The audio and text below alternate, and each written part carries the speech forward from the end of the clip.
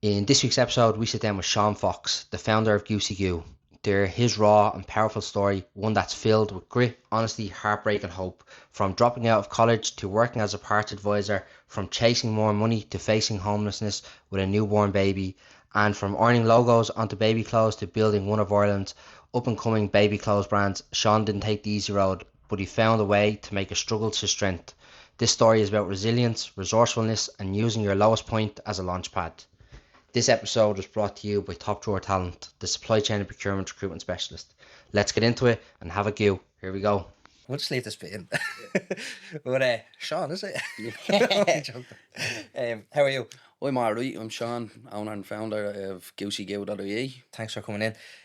I suppose, where did the name Goosey Goo come from? So my daughter Ava, we have mad names for her, as Okay. you do, kind of like pet names or whatever, and Mammy always called her Goose, Right. because she used to make these little honk noises. She still even makes them, like, she just makes these mad little noises. And when we were thinking of the brand name, obviously we'd settled on the idea, going for baby clothes, and then it was like, well, we do the graphic design, so my first thing was like, right, we need to get the brand and get the logo and get that started and kind of take it from there.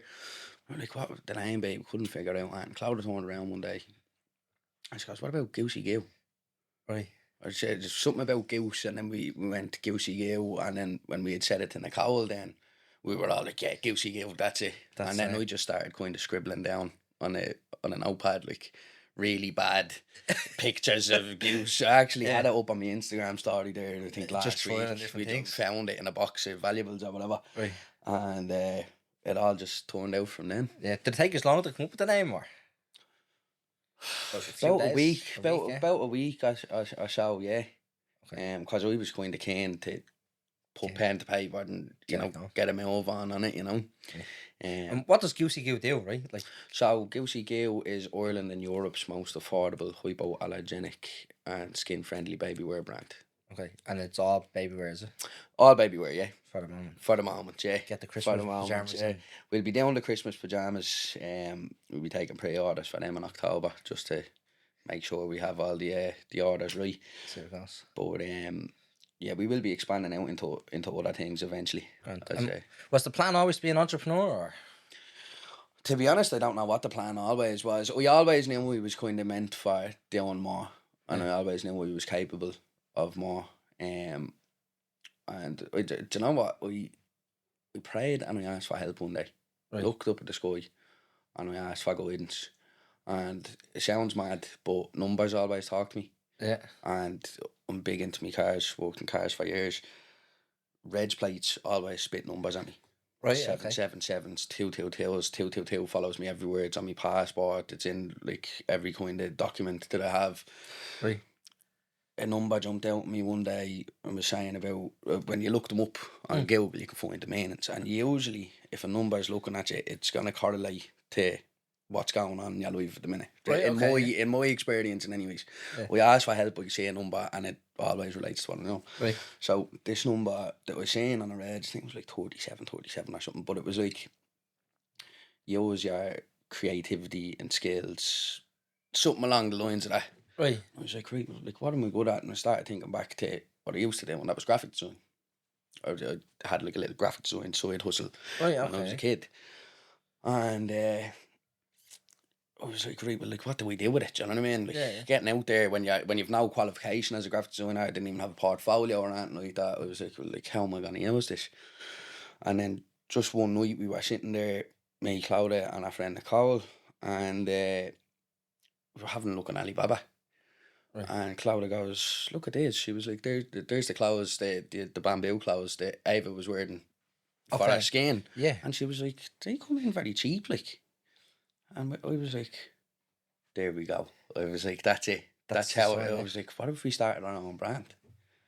And that's kind of where it all stemmed from then. That's how it happened. And obviously you ended up right in emergency accommodation. I did. You had to work yourself out at, like, was... Still there. Yeah. Still in emergency accommodation now, yeah. Okay. And you were just kind of... You just decided one day, we're going to make a brand and we're going to work our way out of this. Yeah. Because, like, I mean, from the minute... What was it? 2023... November 2023 was when the tumour popped up in my mouth. And then I was misdiagnosed with a squamous cell carcinoma, which is a form of skin cancer. Yeah. And it was in my mouth, but it grew out. So, like, if I was talking to you now, it was outside my blew up, mouth. yeah. Like. And so it was January time then that we had to leave where we were living. Couldn't afford the rent anymore because Cloud, just before I was told that, right, so I went to an dentist and I got a mouth cancer screening. Yeah. And when I was sitting down, your man was taking down my details, and then he turned around and he goes, "Gives a look at you," and his face dropped when he seen me, and he was like, "I'm getting you referred straight away." He goes, "That's mouth cancer. I've seen it before." Now like when I looked up the pictures and all on Google, which you shouldn't do, you should never do, it was saying that I was stage 4 and everything. There was veins and everything on it. Like it was very aggressive. Like, and it was bleeding when I'd wake up in the morning and stuff like that. So it was like a bomb going off in my head. Like with a 4-month-old baby, having a child for me was the biggest thing in my life. You know, and I was after kind of settling down. I was in a job that I loved, and the first thing we done was rang my boss, and he was like, "All right, I'll talk to you tomorrow," because they were all telling me I'm work. They were all like, "You should go get that looked at," because it appeared out of nowhere. Yeah. What was it in the end? Turned out to be a benign tumour. Okay. It was like a foreign body or something like that. So something had got lodged in the skin and a tumour around it. Okay. But I didn't find that out until May. So January. by the time, so I was sacked on the spot when I went back into work. Okay, sure. And I was replaced with a 4-year work experience. So. How long were you in the job when you got sacked? So I was working for Nissan as a service advisor for about 1.5 years. Okay. But prior to Ava being born, Ava my daughter. Yeah. And we got an opportunity then, about a month after Ava was born, I was back in work to work for a bigger dealership. Okay. It was an extra £100 a week and a half day on a Friday. It's like lovely, you know. Yeah, makes sense. So there 4 months, still on probation. And unless you have 12 months of service, you haven't a leg to stand on for unfair dismissal. Yeah, I think it's like, yeah, okay. So, yeah, within 6 months you can be told. Claudia had only taken, so she was on paid maternity leave, but you can extend it unpaid. Okay. So she had only extended it probably a month beforehand. So we were then, it was just my income coming in. Yeah. And obviously I was paid weekly. Yeah. So that dried up quick. I was 6 weeks left without getting me termination of employment letter. So I couldn't even go down to social welfare. I couldn't sign on to get money coming in straight away. I'd no savings or anything. I was, I was still young. Like, do you know what I mean? And I had my own kind of stuff going on over the years. I was on my own for a long time. Me and Cloud were only together a year when we had the baby. Okay. So I never had any sort of thoughts or planning at all. It just kind of happened. Yeah. And within 4 weeks, 5 weeks, we'd take our homeless. Jesus. And see, because I hadn't signed on to the social welfare, because I couldn't. Yeah. We couldn't go down the housing list. We couldn't avail of emergency accommodation or anything. I come from a small house in English. I'm the oldest of 5 kids, right. Plus me mum and my stepdad. So there would have been 10 of us in 3-bedroom council house. Jeez. So Ava was going into my mum's at night. My mum take her into the bed with her and my stepdad, and then me and Cloud would be sleeping out. I was driving at the time, so we'd be sleeping out of the car. And that it was like that for 3 weeks until we got everything sorted, and then we had to go through the rigmarole of getting onto the housing list, which is a nightmare in itself. And then you have to go, and if you had different appointments, go down and you have to verify yourself as homeless with Park Gate Street and stuff like that. So that took, I think it was February, end of February, start of April, that we ended up in emergency accommodation. Okay. So it was a tough decision, obviously. Well, it wasn't a nice decision. It was something that we had to do, to get we'd know that way. You know yourself, you're trying to look for the job. It doesn't just happen overnight, do you know what I mean? Yeah. In some cases you can get lucky, but when you're doing the job search, it's a long haul. We needed cash now, do you know what I mean? To survive. And did you when you got fired, right, from that job, right? Were you out looking for a job then straight away, or I was heartbroken? Yeah, or literally have an effect on you? I had a bit. See, I thought I was dying. Okay. Do you know what I mean? Like, Yeah. so the first thing I'm told is, right, like, we get it. When you see a doctor, when you go in, you're worried about something, you're like, Yeah, you you're panicking. already have that idea in your head, like, oh, like, this isn't good, like, you know? Yeah. And then you go in and the doctor's face drops, well, the dentist, doctor, all the one, the dentist, the face dropped straight away, and I was like, oh, no. And then when he said, look, he goes, that is that. I was there, it was like a stun grenade went off, and like I couldn't even ring my partner because both her father and her grandfather had some form of cancer. So it was like, right, now it's our partner as well. Do you know what I mean? And we've a 6-month-old baby. So like when I got told that, like it was literally the next day. Yeah. That I went in, he goes, oh, come on, and I talked to you, and he goes, I'm gonna need someone reliable. I'd never missed a day. I was good at my job. Yeah, So I done parts. Yeah. And I, like I said, with numbers and stuff, car regs and all, Yeah. part numbers, I have a great memory for them, and nearly a photographic memory. Yeah. I got on well with everyone. And like I probably would have needed the odd day once a month to go for an appointment. Right. Do you know what I mean? And like that was one of the questions I had for you. Were you late? Like, were you missing days then, or no, open till that see, like going to work was kind of like me breakaway. Like, yeah, no, not like that you needed it, but like, you know, you said you're doing the knife aids or whatever, and like work was like kind of balance. Like, some, you know. Yeah, some people enjoy that like routine of having a job. Yeah, routine does me very well. I've ADHD, so being in a strict routine, I do a lot better. I need the structure. Like, I got on very well with the lads. Was good at my job, and yeah, basically, it was told. That was it. Yeah. So I'm sitting there, right? Like, I went through a lot of my life, been through a lot of hardships and stuff like that, and I forgot how to cry. Right, obviously, I had my baby. I was in tears. I was like a big baby. My partner wasn't even crying. And she was like, "What do you know? You do." When the boss told me, he goes, "Let you go, pack your things," I couldn't even argue. Was it face to face or was face to face? Yeah. Okay. I know he was already like, my head was warped. You know what I mean? I didn't know what was going on. Like, and I had a big lump in my throat, and I just had to walk out. And I went and packed my things, and people were like, "What are you doing?" I was sitting there, I couldn't even answer them. The tears were flowing down my eyes, like, because I felt like my whole world. I was after spending so long of getting my life together. Yeah. Do you know, we'd spent the past nearly 2 years getting myself clean and getting myself into a good position of holding job down, and you know, actually working for something hard. I'd bought myself a car again, or got myself into a good place, you know.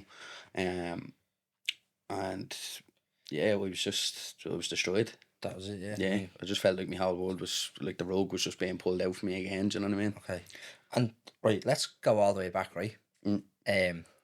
Sean, right, school, right? What was it like for you when you were like younger? Like, were you good in school? Were you a messer? I was good in school. No, I was good in school. Always very distracted. The ADHD, but we never like. Was it diagnosed or was it? No, it was quiet. I was quiet and I was to myself, but I just couldn't. I was very intelligent, extremely intelligent. I was always bought books and all for Christmas and my birthday, and I loved books and I loved science and engineering, and you know, like I was real creative. I always wanted to be an inventor as a kid. Okay. But skill, I couldn't do skill. Like, not that I couldn't do it. I was there, even though my mum had to force me there. That was a lot of better get in there now, you know. Secondary school, I enjoyed. We obviously done your metal work. I done tech drawing in school. Okay. Loved that. First to third year, I went on and done engineering then for my leaving cert. Right. And I loved that. Yeah. They were the only two subjects I ever done well in, because it was. Yeah. I was thinking now I can't do theory, but I can do working with my hands. Stuff, and like I still use tech drawing today. I transferred tech drawing over into engineering. Right. And I ended up getting a B2 honours in engineering. Okay. Whereas I think I only got 250 points in me leaving. Okay. Most of that came from that B2 honours, you know. Was it the classroom size, let's say, in school, like where you weren't getting that attention that you needed, like, or was it too noisy? Like, I think that was like 32 kids in my class in primary school. It was probably about the same then in secondary school. Yeah. Sometimes if I to sit down with something, Yeah. like even with the business, sometimes like if you're doing that and kind of 30, I'll just Force veer it it on. off, and it's like I've no concept of time. Okay, yeah. So like time will just pass. I think my man always said that I was too intelligent for school. I don't agree with it. Like, but Yeah. I think like I was always good at reading. I could write. Yeah. I was more interested in creating things, Okay. and I think school kind of bet the creativity out of me. Because there wasn't as much of an emphasis on it, Yeah. There wasn't like even the school that I went to then for secondary school. There wasn't arts in it until I think I was in sixth year. Okay. There was no kind of creative outlet. Do you know what I mean? Yeah, get you. I think the way that it was taught back then was different to how maybe it's structured now. Yeah. But Yeah, I don't. It's kind of just escaped me. When you were in school, then, right? Did you know what college courses you wanted to do, or was college even on the cards for you? I wanted to do a Bachelor in Engineering and Technology in Automotive Management and Technology. Right. Because we're into cars. Yeah. And there was no one kind of in my family that was into cars, or like no one that was a mechanic or anything like that. But I was really worried about I'd failed my junior cert. Okay. And I was really worried about the leaving cert, and it caused me a lot of stress. So I ended up actually not putting down the Bang Tech in DIT. Right. It was DIT at the time, it's now TUD, in Bolton Street. And I had put computing down in ITB, Blanche. Right. It's now TUD, Blanche. I think it was 50 points lower, it was 200 points. It was 250 for I was kind of setting the bar low. Yeah. I didn't expect to hit it. Was college always on the cards for you, right? Or did someone point you in that direction? My grandfather was very educational. Right. He helped me through my junior cert and my leaving cert, like helped me study for it, like which I found very hard. It was the school that I went to. We were kind of the age, it was like college. It moved away from apprenticeships and all of that, college. It's all college, it was the time. It's the same. The time. I think if we had have went maybe, I found a lot of enjoyment and escape through the engineering classes. And I think maybe if I had put my hand to a mechanic apprenticeship or something like that at an early age, it would have done me well. So what happened was I ended up doing computing in ITB. Yeah. I got to 250 points and I was like, I should have put down the Veng Tech, and I didn't.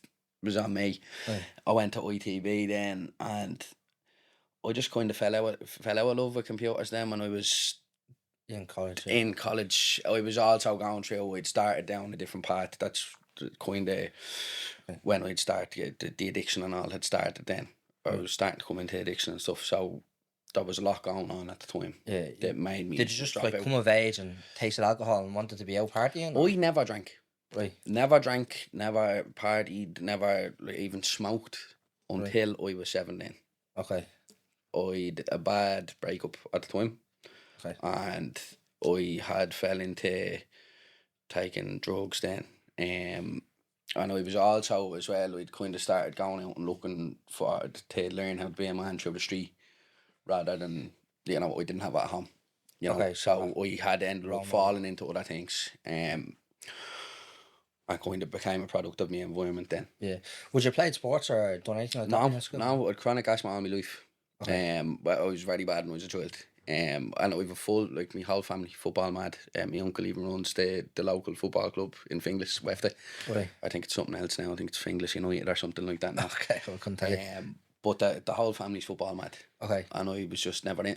I was a very nerdy kid, like, not to brand someone as a nerd, but I was a very nerdy kid. I liked my games, I liked my computers, I liked, anything. I love Legos. I loved, like, I was an intelligent kid. And I just kind of locked myself in my room a lot as a kid. I had no friends in the early days. Right. And I think my ma kind of kept me away. We grew up in Finglas, Finglas West. And she didn't want me falling into the things. She was trying to safeguard me from that. Yeah. all my friends were over where my father lived, over at Colester. Okay. And I'd great friends over there, but like that, I'd only see them when my dad decided to show up. Right. So I'd be looking forward to the weekend all the time to go over and see my friends. Yeah. And then my dad wouldn't show up. And it'd be a thing where he'd be telling me he was coming. I'd be telling my ma he was coming to get me. Yeah. He might be getting me ready to go. I'd be still at the window 9 o'clock at night. Okay. You know what I mean? So Yeah.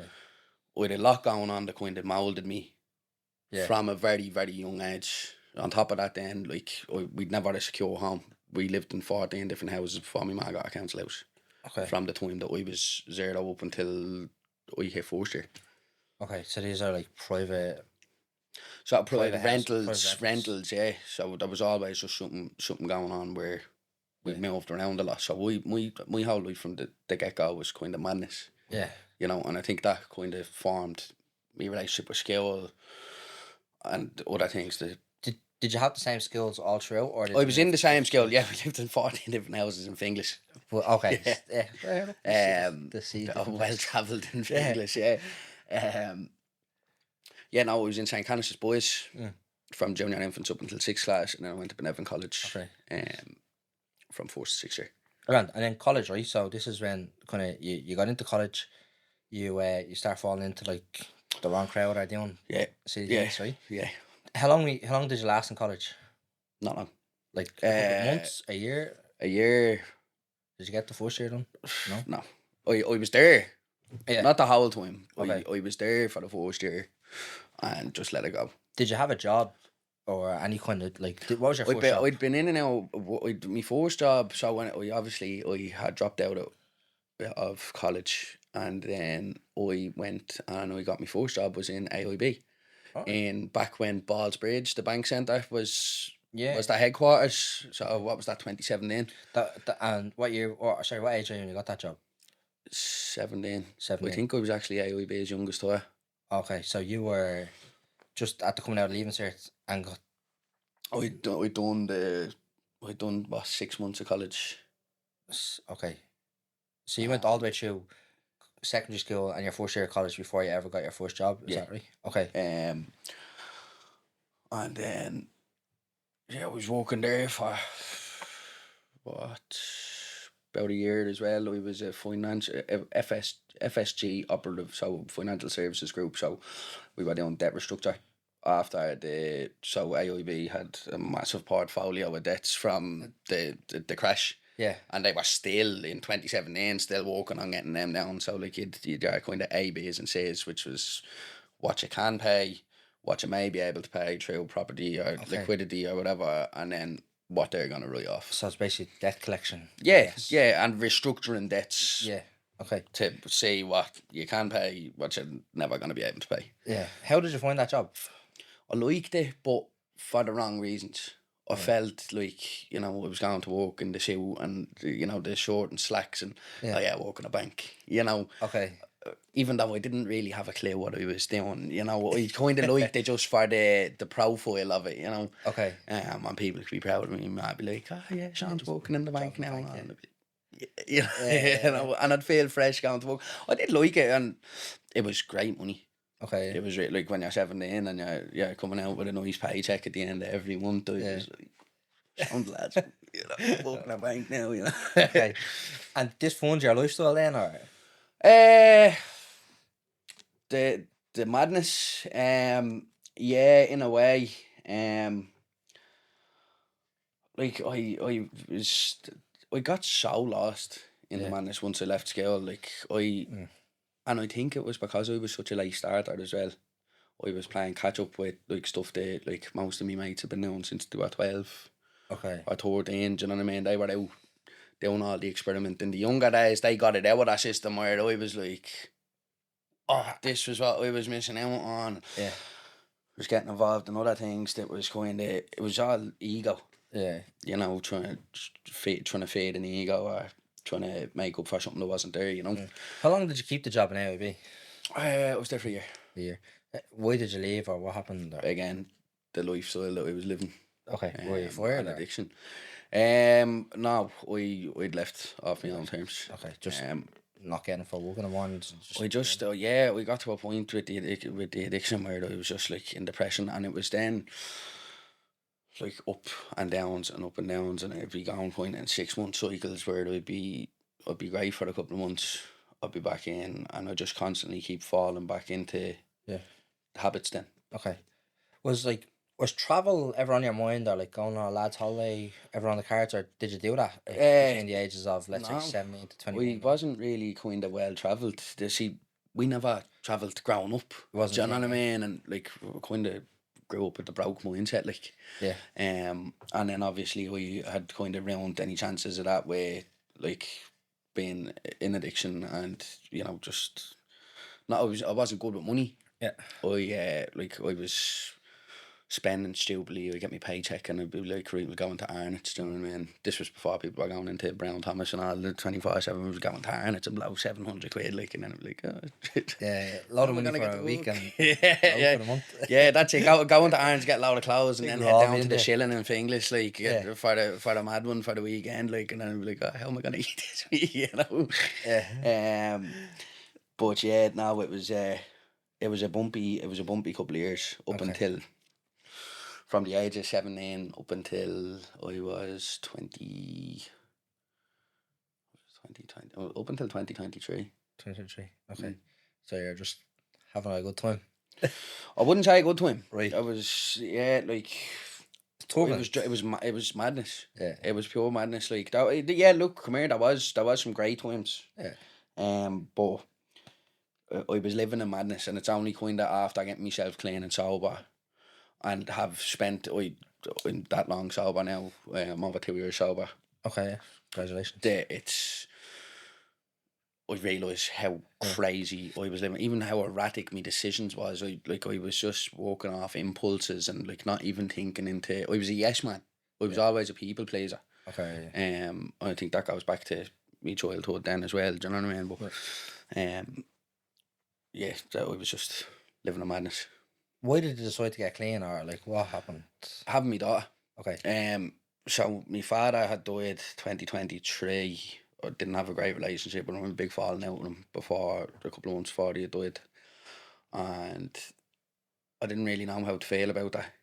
Okay. So it was a weird one for me because I did have I had memories when, like, obviously I did see him and stuff, and like, my dad had his own problems. He'd bipolar and schizophrenia and all of that sort of thing. He was a drug addict himself, and as we started going into addiction, it was like like a dad and all of this, and I was like, no, not do that. I was every part of him. Okay. And I was haunting me. I destroyed my family life. I was haunting people. I was haunting myself. Anyone that got close to me, I was haunting them. Do you know what I mean? Yeah. We put a lot of people close to me, threw an awful lot of stuff. But then obviously my father died. My head started going a bit funny then, like. Yeah. And it was only a month later then we found out that we were having Ava. Right. And I always knew from the time I was a little kid, I always knew that when I had my own kids, I would never be the father that we had. I would always be about. I'm great with kids. I'm the oldest 5. There's always been kids around me. Do you know what I mean? And I was raised by 7 women. Do you know what I mean? I've my ma, my nanny, and then 5 aunties. Right. Do you know what I mean? So it was just I kind of that motherly nature in me nearly, even though I'm a man. Like, okay. And when I found out I was having Ava, it was like, that's it. Do you know what I mean? I know you remember saying it to Cloud, like, because Cloud has been with me through kind of thick and thin. She's saying the worst to me, like. Yeah. I remember saying it to Cloud, like, when I was in a bad way. That was like, well, like, if we do end up having a child, I was like, I know it'll all change. And like that, it was nearly like instant. Obviously, look, it wasn't without its trials. Yeah. But it just kind of happened. Like, it was something that was just embedded in me. That was. It took a lot of work. Yeah. What did you do to get? I started. Sober? What did you do? Did you go to meetings? So we started with the meetings. Me personally, I don't think they suited me. This is the group setting, is it? Yeah. So it was in NA. And I just I had one bad experience there one night, and I kind of turned away from it. Then I just what I done was I locked myself away from everyone. obviously my partner and my child, a child on the way. Yeah. We just cut off anyone that was like that was gonna bring me into anything like the social media and all. Like you'd be friends with loads of people and you'd be seeing what they're up to. That sort of thing is gonna subliminally be in your mind the whole time. We cut off everyone. Your phone. Yeah, not even that. Like even just like when you're involved in things, you'll have texts coming through to your phones, like people what they're doing and all of this sort of thing. Or you're seeing people on Instagram and they're out and you know what they're doing. Like got rid of it completely. Okay. Like, stopped keeping up with people. There was a lot of people that were friends. They weren't. Do you know what I mean? Yeah. At the end of the day, I was living with my partner. We're expecting a child. None of them people were, adding to that. Yeah. Providing no value. Yeah. So I cut everyone off and I just got kind of head first into work and I've done a lot of self-reflecting. Okay. And that's kind of when I've been praying for a while. I wouldn't say I'm of any sort of belief. I prayed. I've a belief in a higher power. I don't know what to believe in. There's an awful lot of misinformation about different things. Yeah. So we put the word out and we get signs, like, do you know what I mean? Yeah. I just took up a belief and done an awful lot of self-reflection and kind of going back into my childhood and picking apart what makes me tick. Yeah. Okay. And then, so you found out the baby was on the way, so to get sober. Did you get a job then, or did you have a job at that stage? We had moved. We were living out in Bray. Right. That's where my partner's from. Okay. And fair distance from. I was working as a paver for a while with a neighbour of ours. Okay. Yeah, he was a great guy. He was hard job. Hard job, yeah. Yeah. Felt like the Egyptians building the pyramids. But hard, like the joint pain. I was coming home on a Friday and the tendons, it's because you're moving big slabs and you're kind of like at weird angles and stuff. The tendons were in bits all the time, no matter how much of a break. Even like if we had to build us all day week off, like you were in bits even after when you were coming back, like, It was great though. Okay. Because I was tired all the time. We were coming home and I was knackered, like. Straight to bed. So it was just straight to bed. And going the fella that I worked for, Carl, he was sound. And he was really good. He had a really good kind of head and shoulders. Kind of put me wide to things then as well. Like, he was good to have a chat with. And so I was like, you don't need to be doing any of that. Do you know what I mean? He was... Keep the head straight. Yeah, he was just one of these kind of country fellas. Yeah. He was a real man. Yeah. Do you know what I mean? Party old lad. Yeah, that's it. He wasn't even an old lad. The fella was like a gazelle. He was not a bother on him. But I was working there, and then obviously I went down into Nissan. Okay. So you left the paving, the manual job. Oh yeah, did that was. I've worked on sites before, like, in and out of jobs since I was 17. But the paving, wow, that's a tough job, like. Different gig. Yeah. You're carrying in like 400 slabs of limestone, like, they're heavy, like, every day, like, you'll be doing barrows all day, you're digging all day, like, it's just manual work, like. Yeah, it's hard. It's the most manual out of any of them. Yeah, it's good for the month. Yeah. But you then, right, so you had the paving job and then you moved into Nissan. Yeah, so I was service advising there. How did you get that job, right? Like, or did you apply for it? Did someone recommend you? I applied for it, yeah. I was getting sore, very sore. Yeah. And I was like, I can't keep doing this. So I wasn't even doing it for that long, but it was in bits. And I was like, right, start looking for something. And the job in Windsor Nissan came up then. Okay. I had applied for a few. Is this I down in wanted to Bray, get or back is into this back garages. So over I Finglas? was doing all the parts for a while. Selling trailers for a while. Kind of Anton on wheels was was that your thing? my thing. And I went in, I met with the manager there in Nissan Bray, and he was sound. Got on well with him. He had a wall full of pictures of cars behind him that he had owned. Right. And like some savage cars. He'd 80s Toyota Supras, he'd Chevy Camaros, he'd Pontiac Firebirds. But I knew my cars, so when I went in, I was like, are they yours? And started talking to him, and I was like, God, there's 6.2 on that and all, do you know what I mean? And then he was like, all right, so we kind of got chatting, like, right. he liked me. I just said, look, I haven't done service advising before. I goes, but if you take a chance on me, I'm willing to work and learn. Yeah. Got the job and was kind of happy enough there. Okay. Then What, like, how did he train you, right? So did they have you shadowing someone from day one, or had me what they have shadowing you doing? someone for a while, but then I kind of got thrown into the deep end. Like, it was a busy garage, like. Yeah. This is Renault, Nissan, and that's here, like.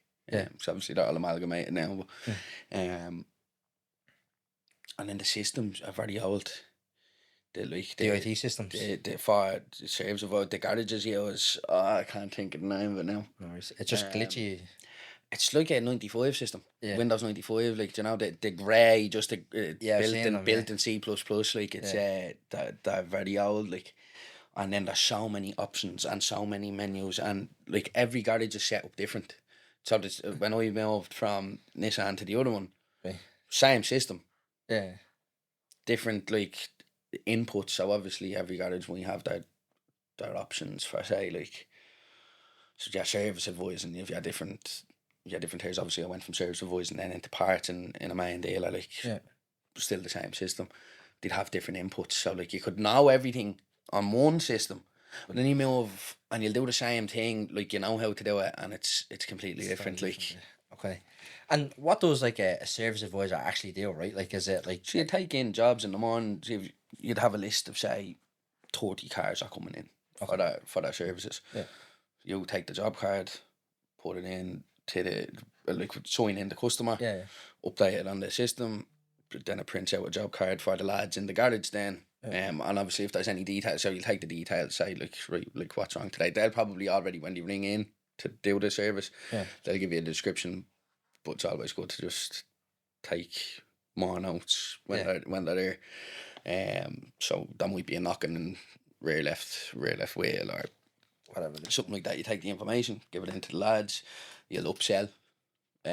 So, like, you know, they come, say, 12 o'clock, between 12 and 3, you'll start getting the jobs back. Yeah. Clear them off the lot.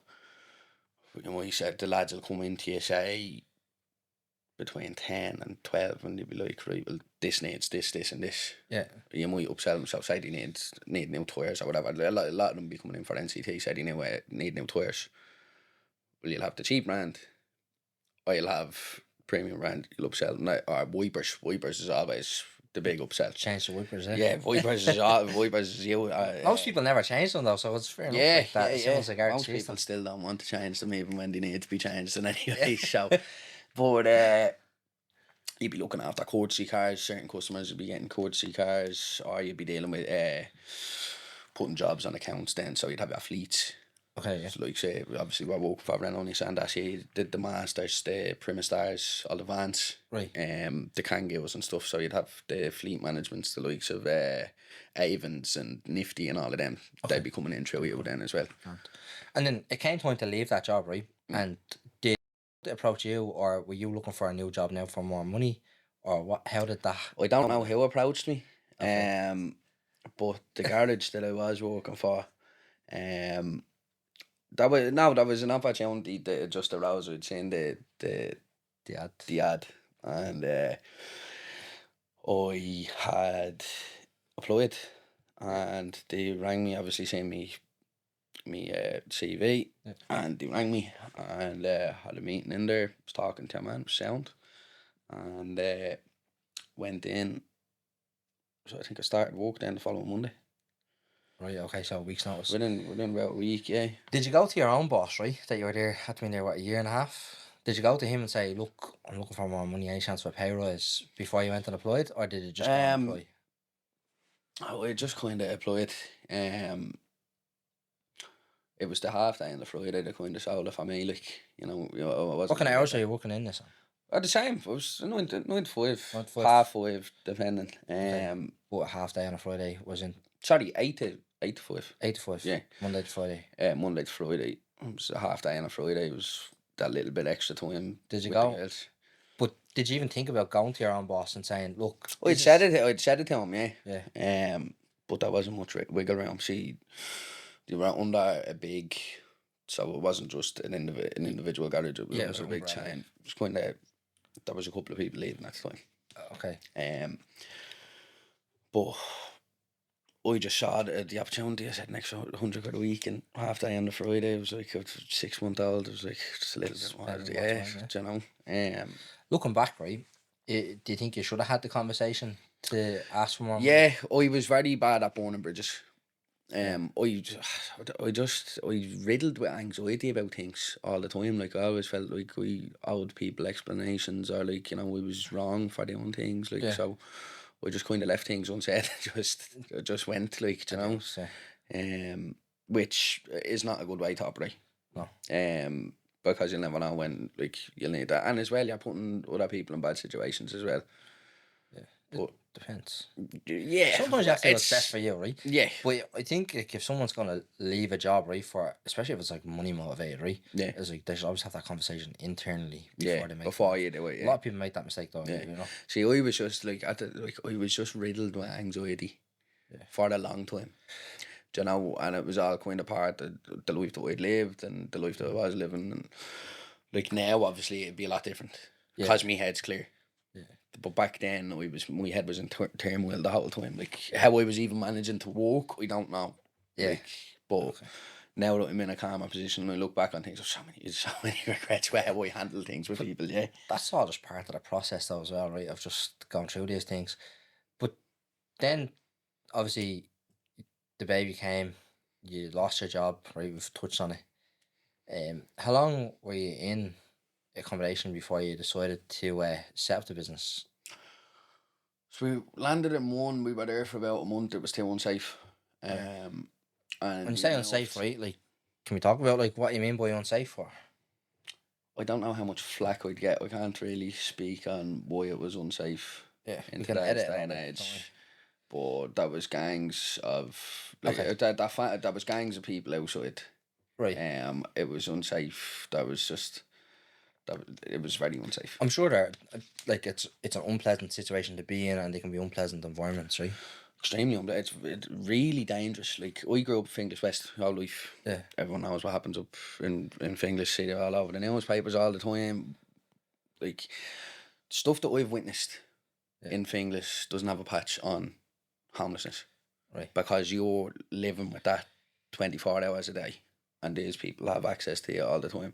Like when you're in homelessness, if you ever have an issue or anything, like there's an awful lot of families that are forced into homelessness. Like our friend Nicole, she did a great job.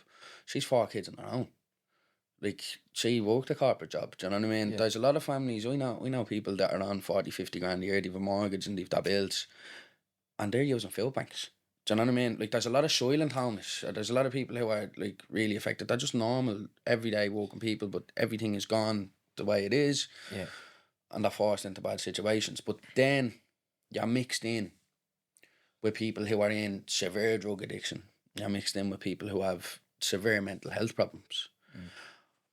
I understand homelessness, like you can't pick and choose, and you're grateful to have the emergency accommodation, but I do think there should be a bit of segregation, because at the end of the day, family homelessness, there's kids involved. Yeah. Like my child's been there when there's people taking overdoses. My child's been there when like people have tried to do things to themselves. Like the amount of kids that like in the last place we were in, I've seen mental breakdowns, fighting, all sorts of things. Like there was drugs being smoked on top of kids, like on the landings. We could smell every day. You know the difference in the smell of a cigarette and something else. Do you know what I mean? Yeah.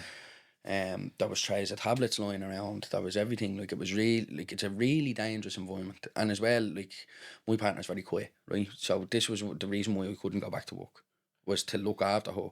If you're like, people will take advantage and prey on the weak in places like that. Yeah. Like the amount of and any time that was an issue, it was like, well, this is homelessness. Do you know what I mean? There was never any kind of head given to head, say, all right, well, like maybe we should be trying to change something. So it was just, you were just met with the response, this is homelessness. If you don't like it, you can move. Do you know? Okay. And is it hard to move to different accommodations? Yeah, very hard, we were delighted with it. So obviously with the first place, it was dangerous. And we had moved then to the next place, which was an ex-Magdalen Laundry. Same one Sinead O'Connor was in. Okay. And the same one that my great-grandmother was in 56 years ago. Which I didn't know until we were going there. I was like, oh, because we talked to me nanny about everything. Me nanny's me heard of it. It just puts me right to everything. I was like, oh, but after getting a new place, she'd always be asking me how he's getting on and all. Do you know what I mean? She'd be worried. And I goes, but after getting down into High Park there, and she goes, no, you didn't. She was like, High Park in Whitehall, and I was like, yeah. And she was like, that's where your Granny Dooley was. So my nanny spent her communion and all up in this place, right? And when we got there, it's been converted into a homeless accommodation and savage facilities now. Yeah. Still same kind of creepy vibe. Like it still was a mental institution and all at one point. But the facilities were there. Was When you great. say it's creepy, do you mean like a haunted kind of spooky big time. kind of? There was 250 baby bodies found on it when they were pulling up. You know, obviously to renovate it, they'd knocked down one of the buildings, and that was full planning permission for I think 9 blocks of apartments on the land. Right. And they won't put a spade in the ground because God knows. if you look at the field in front of it, it's all like like that. You wouldn't know what's out there. Yeah. But that was you could feel it, and everyone, even people that visited and all, you could feel the kind of vibe in the air, like. Yeah. But facilities were great when we first landed there. We thought it was amazing. Yeah. And we were so grateful. We've always been grateful for having the emergency accommodation, because there's a lot of people without. There was a person that was running it from the get-go, and anything you needed, he'd come up and sort it out for you. He'd make sure that it was looked after. Really accommodating, really great. Management had changed. There was a lot of kind of drug addicts and stuff coming in, and there was a lot of stuff going on. There was a staff member that was hired then, and it was acting inappropriately around women and kids. There was a cockroach infestation. Again, the drugs got out of control. There was someone who was living there who was causing kind of extremism online, and that people that came up to blow his car up, and people were coming up in masks and stuff. Like, it was like the stuff that went on in the space of like 9 months. Yeah. Like, and my poor partner, like she wouldn't leave. She wouldn't leave the room. Terrified. Like, she was terrified. Like, she'd never witnessed it. She grew up in Dalkey. She went to Loretto and Dalkey as a kid. Like, our grandparents were from there. Like, you know, she'd never witnessed any of this.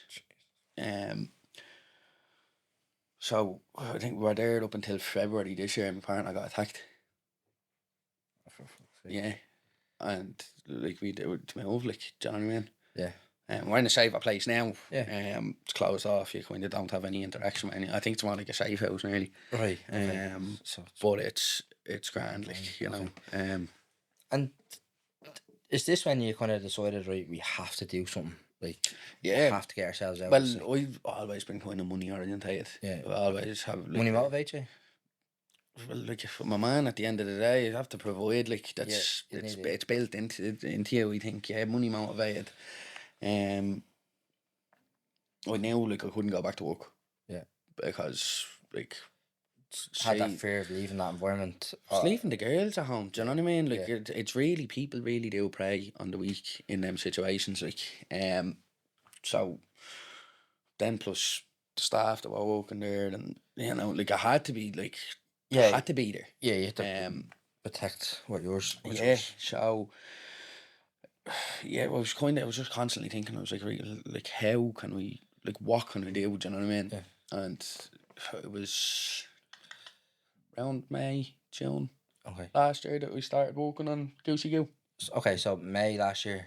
And when did you sell your first product?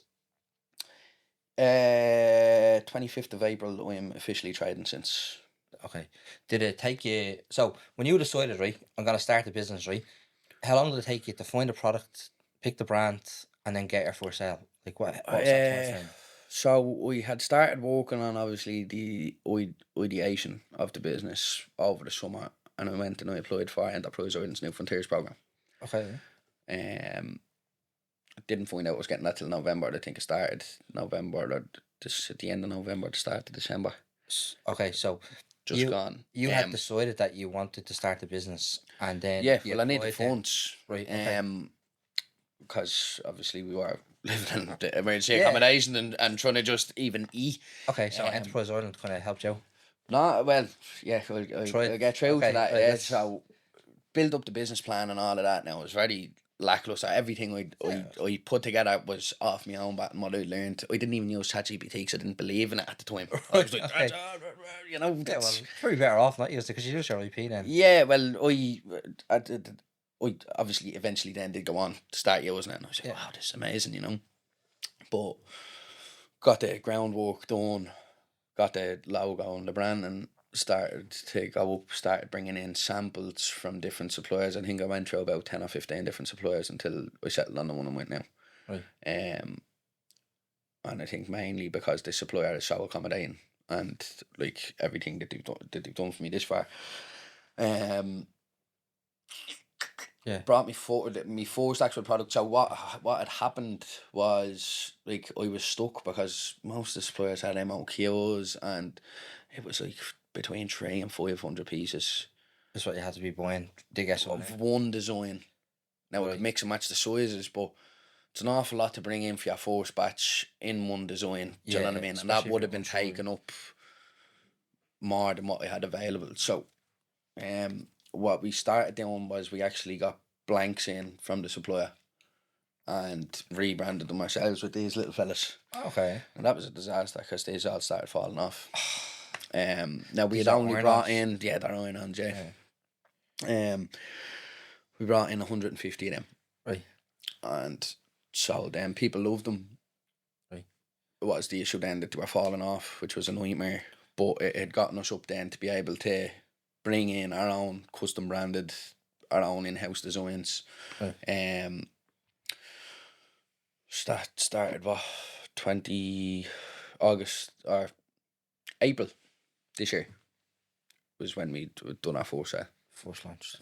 We were bringing in samples and stuff probably up until just before then. Jeez, it's a long old time, isn't it? Like to be Well, see, we now funds around, so we were saving 50 quid a week out of social welfare. just to kind of get it going. Yeah, Nicole had helped us with samples and stuff like that as well. Like, so it was the saving the money, and then I was doing a lot on LinkedIn. I preach LinkedIn, like if you're starting up a business, like just go on, do 2 or 3 posts a week, whether it's small or big, just put up little progress. Tell people what you're doing. Yeah. Get your idea out there. I was doing that and people started kind of following me for the story then. What I was doing was I was going on and poaching people, creeping people on LinkedIn, you know. I was searching by job. Yeah. So I was like, I'm going to need venture capital. So I'd search venture capital, filter by people, and I'd add everyone was getting an ad off me. Right. I was doing the same with radio presenters, editors, all of this, like anything that was going to be of benefit to me. I was stalking everyone, you know, and I built up a lot of connections then. So when I was posting, then people were starting to kind of watch. Yeah. A guy from the UAE reached out and he was like, "How are you, brother? Love what you're doing." I was in a similar position to you in London 30 years ago. Right. With my partner and little girl. Class. Donated €3,000 to us. Oh, to get up off the ground. So we got Goosey Goo up off the ground with about €5,000. Right. And so someone donated money to you, right, from the UAE? Yeah. But what about like the local enterprise office or Enterprise Ireland? Like, was there funding there, or how did you fund it? So I done phase 1 in New Frontiers, which is the ideation stage. Then you will go on to apply for phase 2, which is a 15,000 tax and equity free funding. Okay. Right. It's extremely competitive. Because obviously you have the class, so that was what 30 or 40 was in phase 1. Yeah. But it's not only them that are applying for phase 2. There's other people who have obviously they've been past that ideation phase or whatever. We're going on to phase 2. I was told I was in for I was top of the picks for it. Well, I was kind of thinking optics, you know what I mean? Yeah. I would have been the first homeless person to walk through Enterprise Island stores since 2009. Right. So I was like, right, kind of optics, and I do have a very viable business here. I thought I would have got it. I didn't. It was down in technicality. Because I had brought in the blanks. It came across that I was reselling products and not building my own brand. That was how we had to get up off the ground. Yeah. But no other choice. Yeah. So it lost me place on that. The LEOs So the only thing that you can get from the LEO is mentoring. Yeah. Unless you're 18 months trading or have €30,000 in revenue turnover. That's mid stage. That's not early stage. But that's whether it be the prime grant, feasibility study grant, I could probably go for, but I can't because I don't have an actual, like, I'm not building my own product. Obviously, baby clothing is baby clothing. The products are already there, unless I'm doing something really new and innovative. Yeah. What Um, about the website grant or anything? Did you get that? 18 months and €30,000 worth of revenue. That's the only eligibility for it now. So there's actually zero, unless you do an accelerator program, which are all primarily tech, pharma, fintech, based. There's different ones, but yeah. Oh, look, you could have a lot- chance. Yeah. Like, and we probably did have a chance in getting phase 2, other than we started the way I started. Yeah. It there's nothing available. So what I'm doing now, I don't know, I've seen my Instagram post yesterday, but I'm working with Councillor Gail Ralph and Senator Aubrey McCarthy. Yes, in it, I'll be in Leinster House now in September, helping to campaign for better access and accessibility to start-up grants for small businesses. Yeah, it'd be good. I did apply for I think it was a Prime grant as well, but That's what we applied for as well. didn't get this is for 1040 because the plan I have for that. But he told me to be modest, and I was like, "Oh, I'll make 100 million." Yeah, And he was like, "Oh, you're a bit away from it. Like, come back when you get X, Y, and Z." And I was like, "Okay," but yeah, it's not. But I don't know if it's a good thing or a bad thing. Being honest, because I think when you it's start a good. business, if you haven't learned those hard lessons right that you're after learning, you could probably waste that money as well. 100%. But I don't know, like, I think, like, for me, being told no, like, I nearly get fueled off spite, like. Don't tell me now, look, I'll do it, then I get real, like, well, I can't do it, don't tell me I can't do it, Like, it was the same with people telling me, right, like, selling at the price point, even you were saying it. Yeah, I like, think no, you're too cheap, My whole business is based off lived experience and necessity. Yeah. Do you know what I mean? I went through, we couldn't afford the clothes that I ever needed anymore. So if we weren't in that position, like, there's people who need this type of clothing day in, day out. It's a luxury for other people. But the people that I'm after is the people who, like me, need this specific type of clothing day in, day out. Yeah. I think building a business, like, I think there's a lot of that can be, I call it, it's not, obviously you need your margins and stuff, because you have to run, you need to make a profit at the end of the day. Well, that's the whole point. But I think profiteering off parent, like, being a parent is hard enough. Yeah. And like, running a family, especially in today's day and age, do you know what I mean? And if you have a child who suffers from a skin condition, we got research of the Irish Skin Foundation, the people who suffer with skin conditions cut back their expenditure on normal things that they use, their toiletries, their food, by 30%. So you can imagine you have a child that has severe skin conditions. Like, it's an awful lot of stress. So I'm thinking, right, do these people a favour. Do you know what I mean? We have a hard enough job. If you build a brand that's based on, transparency and doing the right thing, I think it resonates with people then as well. Like, we have a community kind of built around us. People love what we're trying to do. Yeah, you definitely do have And a community. there's a lot of parents that were like, now, like we're saying, people have bought product and they're probably looking around. They're the cheapest on the market by a long shot. Yeah. Is that actually going to be good? And then people are buying it and they're like, yeah, oh well, like, I've people coming back religiously now. Yeah, you still have the 5-star reviews as well. And they're all genuine. Like, we don't ask people for reviews or anything. People obviously the app that's built into the Shopify backend is it sends out after 2 or 3 days. I think leave us a review, but they're all genuine stuff. Yeah, genuine reviews. Was the plan always to build, like, a community or, like, document the whole process, or did you just kind of one day decide to do it, or was that part of the plan? No, it was part of the plan, because it's obviously you see it yourself when you scroll through TikTok or Instagram or anything like that. Like, people document what they do. Yeah. Plus, at the start, it was like, right, well, use homelessness as my superpower rather than like, take advantage of the fact that I am. Like, there's no point in being down and about it. Go out and talk about it. There's an awful lot of people in a similar situation. like I wanted to show people that were in the same situation as me that it is possible with nothing. Do you know what I mean? Like I know I got donated the money and stuff from someone abroad, but I was able to get my story out there in order to do that. Like, don't let a situation like that keep you down, but turn it around and use it to your advantage. Yeah, and here, look, even by having the conversation, you don't know who you're helping as well, right? 100%. Like, as well as like obviously your product is good. There's been loads of people now that have reached out to me and are like inspired by what you're doing, or like, you know, like lads, like, and it's good for lads to text me and to be saying like, well done, and like, could you help me out with setting up? Like we always help out people. Like I tell people, if you want help with doing your own thing, reach out to me and I'll do what I can for you, point you in the right direction. Like to have young lads texting me and saying, right, you're inspiring me to do my own thing, that's deadly. Do you know? It's definitely a role model.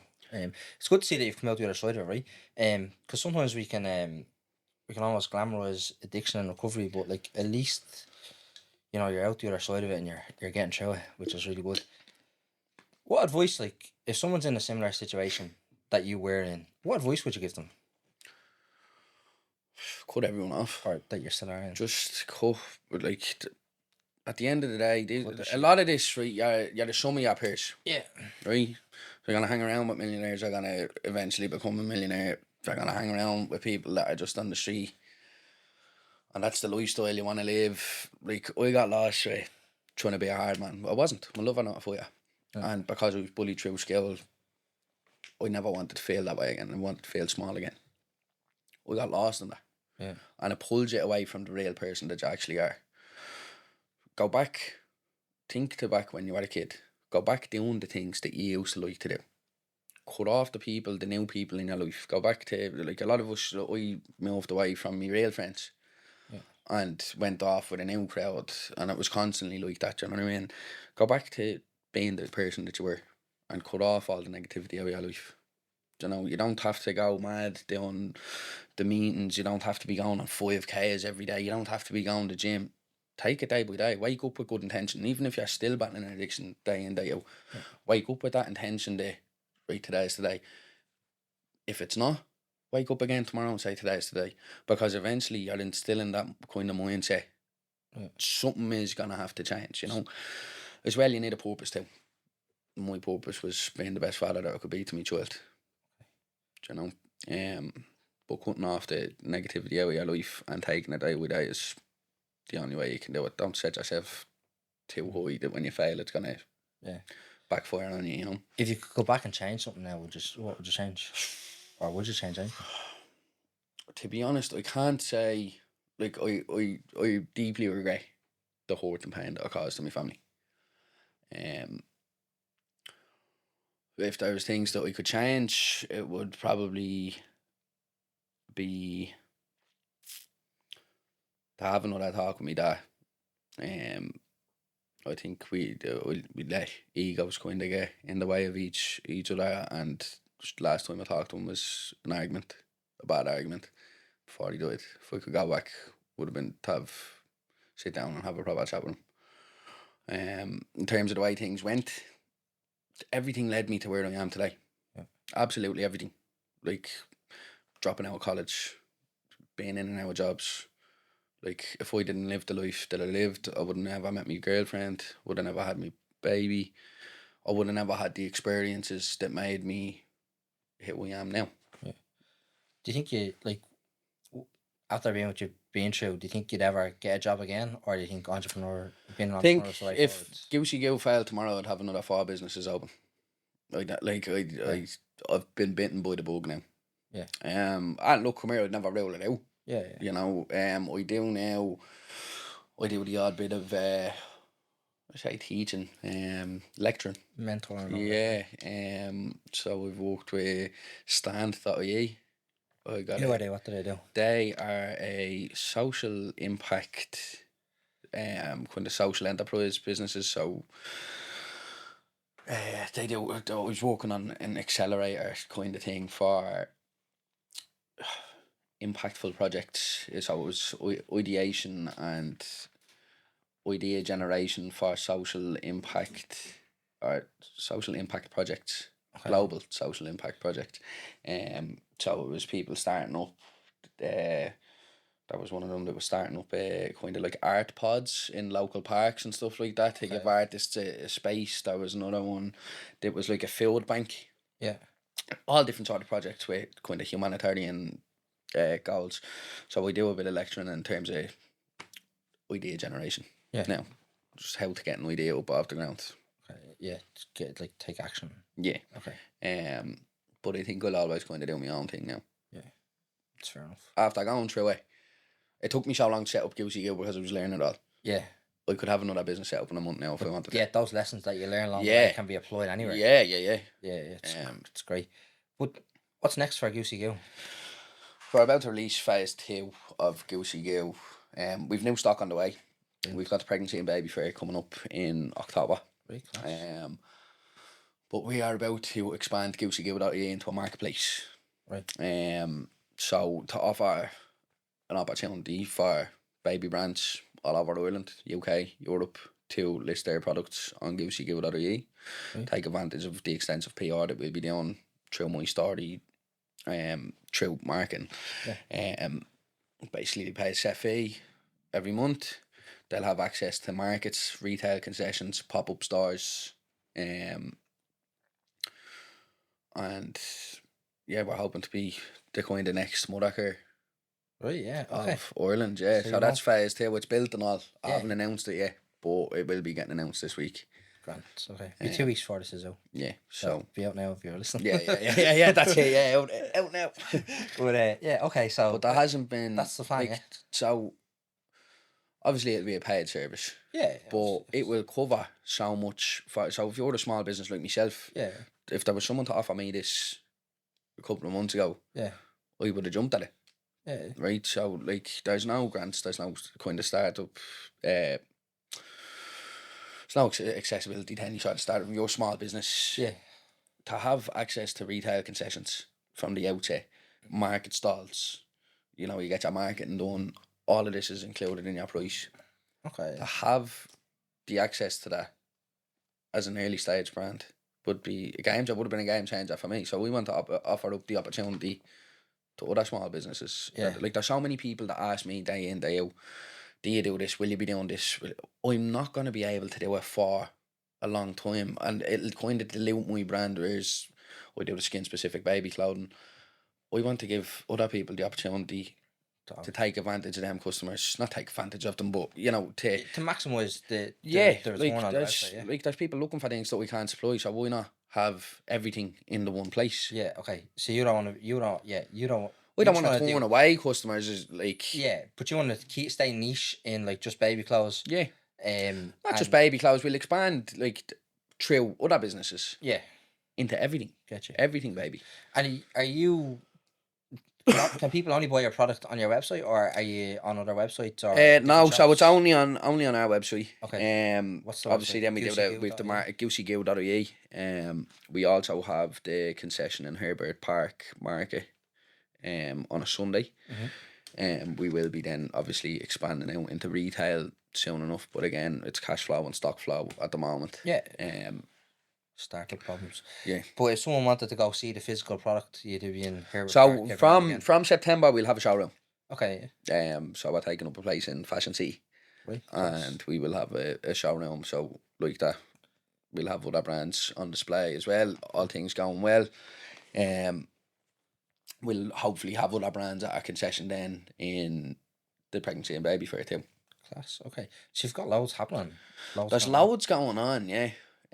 So even like I've been quiet the past 2 weeks, but I haven't really been quiet. Obviously, there hasn't been stock there to sell, and people probably haven't seen. Meetings and everything. Doing my best, yeah. I've more kind of stuff planned as well. How, like, the PR side of things, right? Like, are you just like conscious reaching out to these like I was papers or? And I was, but now they're reaching out to you. Do you know what? It was actually kind of connections more so they got me. Someone read again. LinkedIn. Get on it if you're a small business, or even if you're a large scale business. Do the LinkedIn thing, and edit, like I said, I like search by job, and then I filter by people.